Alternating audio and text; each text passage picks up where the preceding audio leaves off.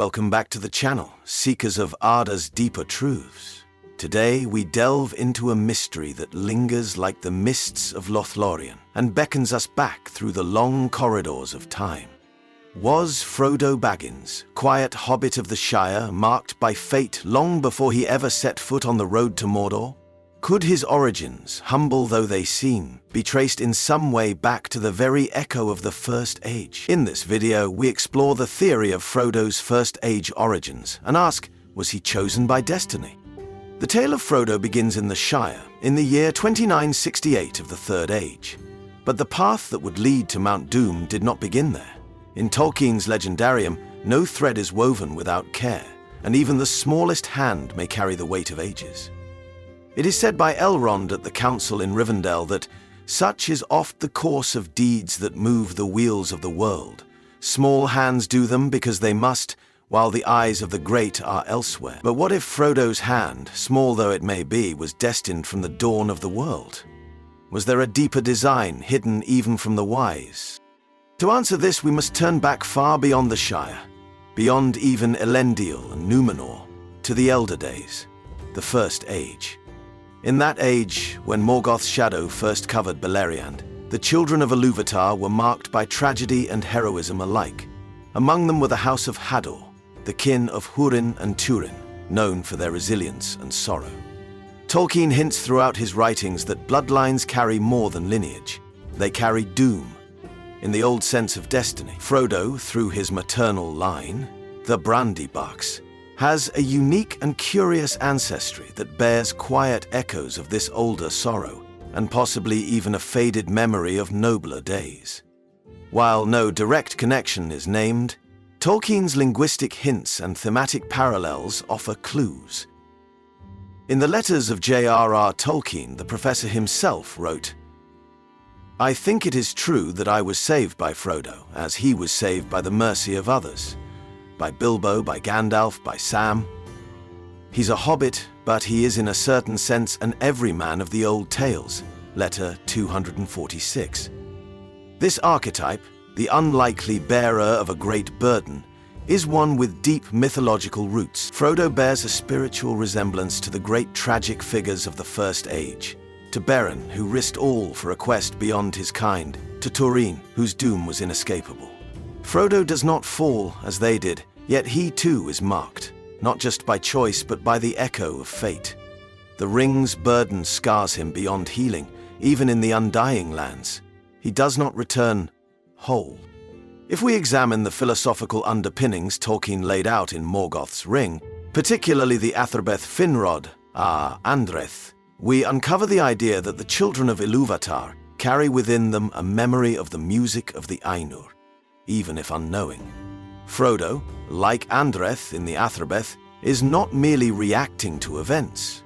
He is responding to something deeper, an inherited sense of purpose and grief. The grief Frodo bears is of the same moral and spiritual thread as that of elves who remember the light of the two trees, and the Edain who mourned the loss of Edenic harmony in Valinor. His endurance, too, is a form of hope against despair, a theme that permeates all the ancient tales. In this view, Frodo is not an isolated soul thrust into greatness by accident, but a vessel of ancient longings, perhaps a reincarnated echo, or at least a narrative successor to the sorrowful heroes of old.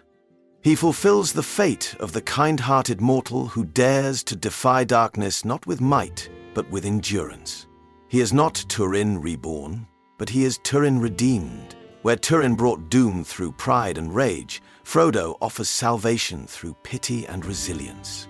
This spiritual symmetry, while not textual reincarnation, may well have been Tolkien's way of redeeming the human tale itself. And so we journey deeper into the thought of the professor, who never wrote without layers, and never layered without meaning. Frodo's tale, while rooted in the rustic soil of the Shire, blooms from seeds sown in the First Age. Yet how can a hobbit, unknown to any tale before the Third Age, carry the legacy of Beleriand? The answer lies not in genealogical charts, but in the currents of fate. Or, as the elves might say, the Amowena Custale, the unseen drama, woven by Eru beyond even the music of the Ainur. Consider, too, the notion of inheritance through spirit. In the nature of Middle-earth, Tolkien reflects on the metaphysical shaping of souls. That a Fëa might echo another Fëa, not through rebirth, but resonance. Frodo may not be descended from Beren or Túrin by blood, but his Fëa, his inner being, responds as if to their call across the ages. The echo of their suffering lives on in his choices. Where Beren grasped the Silmaril and survived, Frodo lets go of the ring, but only after walking the razor's edge between possessiveness and mercy.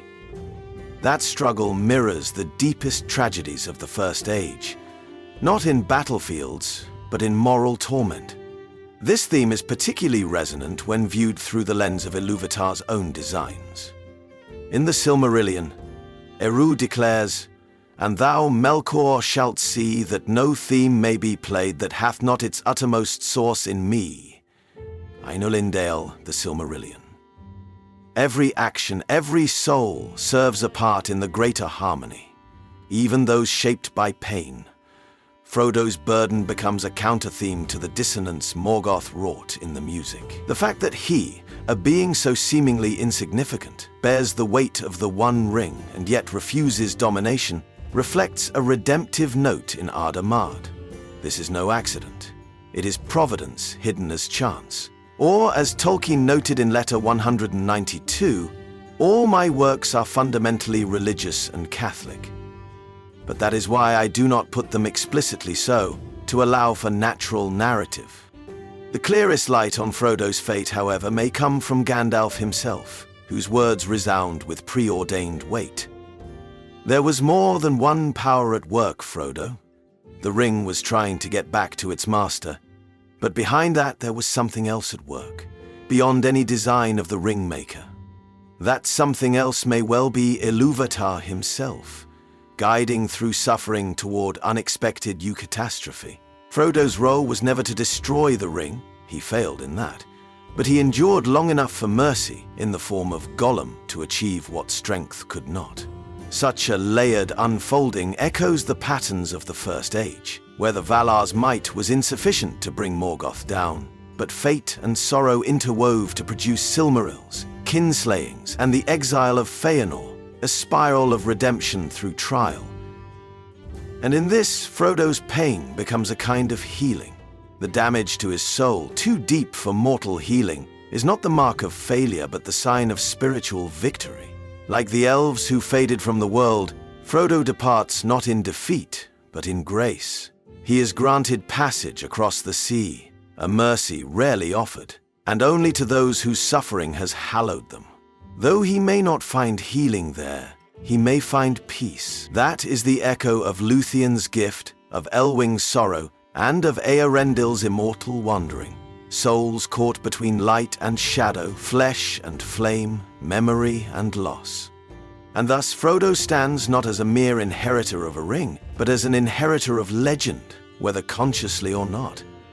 The currents of destiny that shaped Beren's love, Túrin's doom, and Eärendil's flight find new music in the quiet footsteps of a hobbit.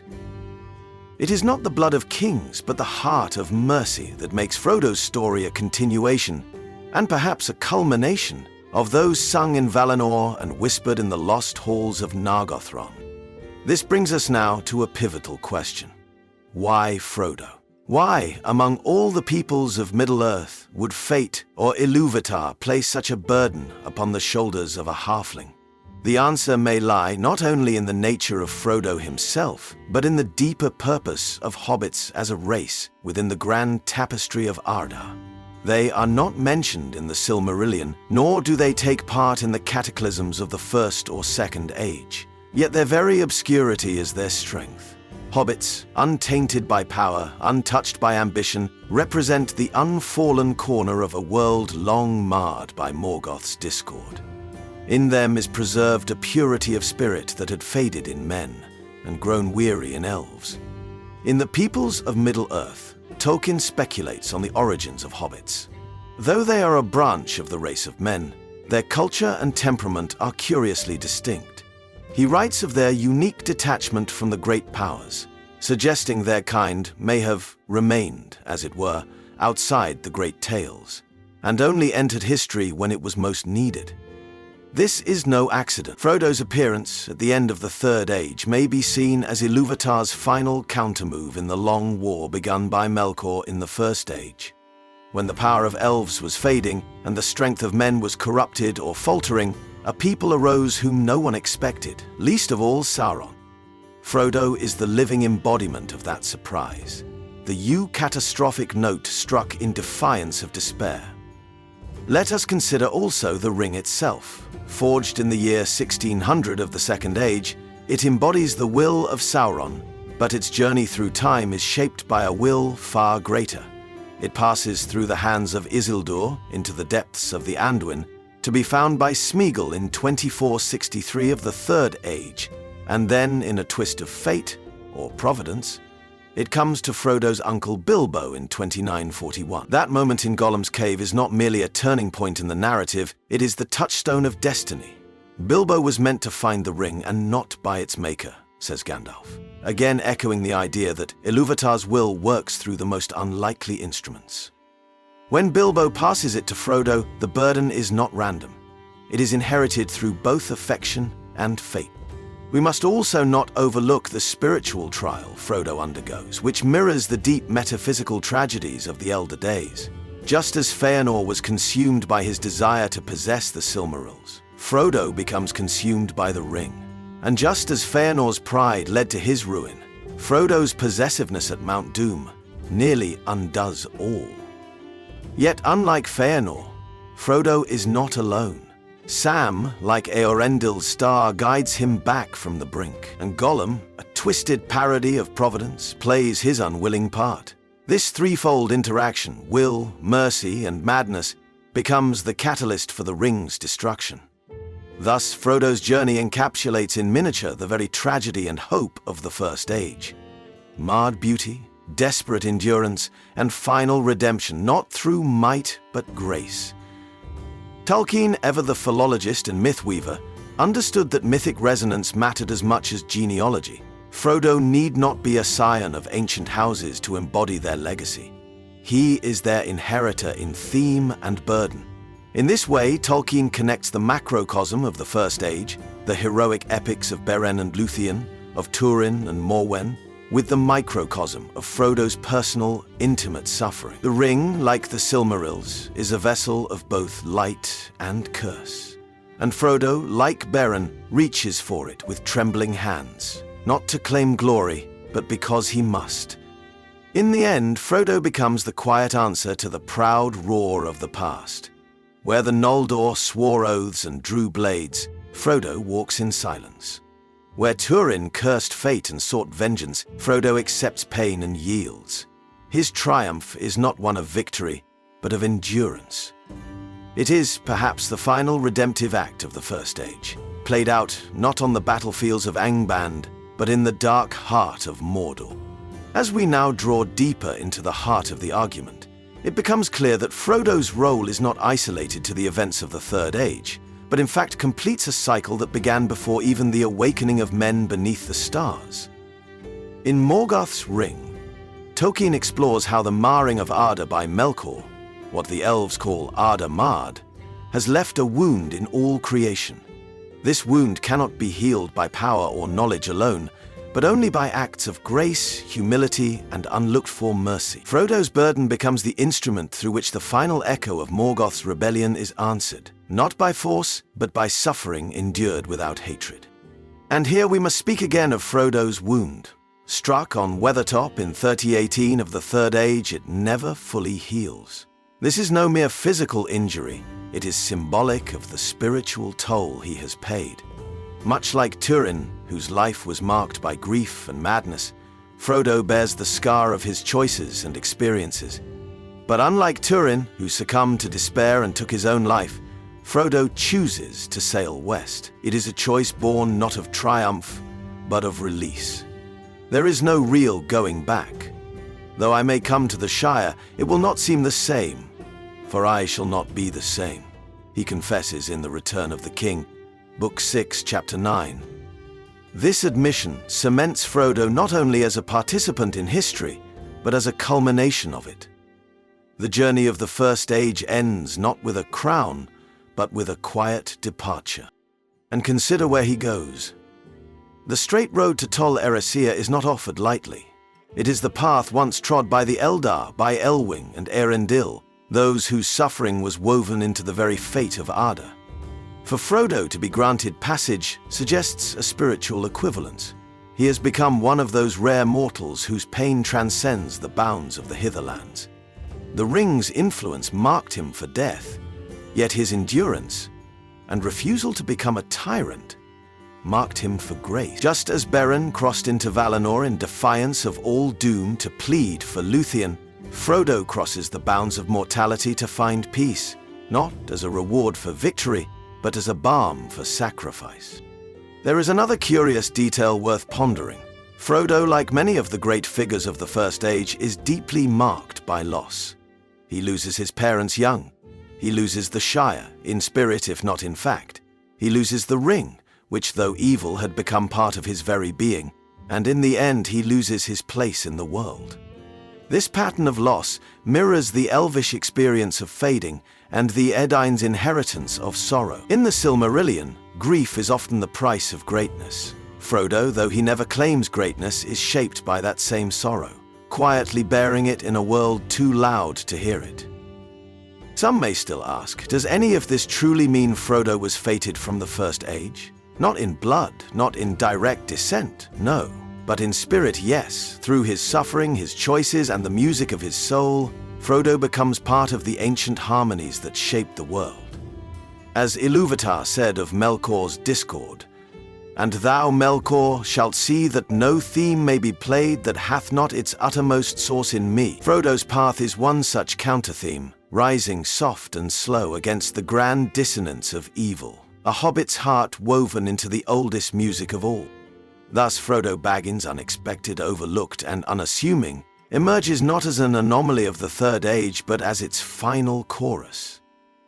A distant echo of the Edain's nobility, a reflection of Beren's courage and Turin's tragedy, he becomes the vessel through which Arda's long ache finds one more answer.